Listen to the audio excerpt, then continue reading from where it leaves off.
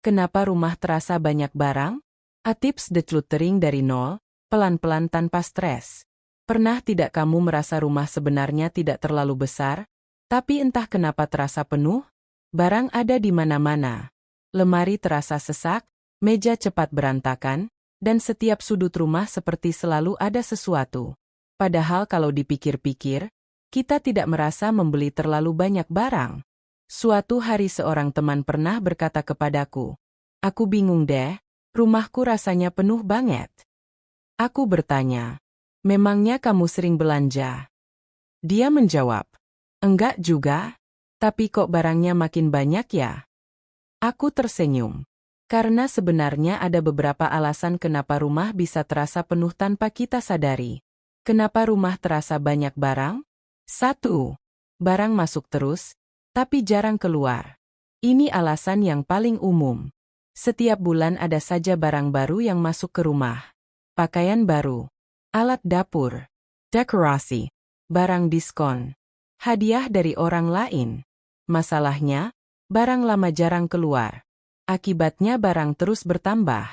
Temanku pernah berkata, "Kayaknya aku nggak pernah buang barang deh." Aku tertawa kecil. Bukan buang, tapi mungkin disortir. Kadang kita menyimpan terlalu banyak barang untuk jaga-jaga, padahal tidak pernah dipakai. 2. Terlalu banyak barang kecil. Barang kecil sering terlihat sepele. Misalnya, kabel, kertas, botol, kosmetik, alat tulis, plastik, kotak kemasan. Satu barang memang kecil, tapi kalau jumlahnya puluhan atau ratusan, rumah jadi terasa penuh. Seringkali kita bahkan tidak sadar barang-barang itu ada. 3. Barang tidak punya tempat tetap. Kalau barang tidak punya tempat khusus, biasanya akan berpindah-pindah. Contohnya, kunci di meja, tas di kursi, pakaian di sofa, buku di lantai. Rumah sebenarnya tidak terlalu banyak barang, tapi terlihat berantakan karena barang tidak tertata. 4. Kebiasaan menyimpan, siapa tahu nanti dipakai. Kalimat ini sangat sering terjadi saat decluttering. Sayang kalau dibuang. Siapa tahu nanti dipakai. Nanti mungkin berguna. Masalahnya, nanti, itu sering tidak pernah datang. Barang akhirnya hanya memenuhi rumah tanpa pernah benar-benar digunakan. Tips decluttering dari nol, pelan-pelan. Kalau rumah sudah terasa penuh, seringkali kita bingung harus mulai dari mana. Decluttering sebenarnya tidak harus ekstrim. Tidak perlu langsung mengosongkan rumah. Kita bisa mulai pelan-pelan dari nol. 1. Mulai dari area kecil. Kesalahan banyak orang saat decluttering adalah ingin langsung membereskan seluruh rumah. Akibatnya cepat lelah dan akhirnya berhenti di tengah jalan. Coba mulai dari area kecil. Misalnya, 1 laci, 1 rak, 1 meja. Suatu hari aku berkata kepada temanku, "Coba mulai dari 1 laci saja." Dia menjawab, "Cuma 1 laci." Aku mengangguk.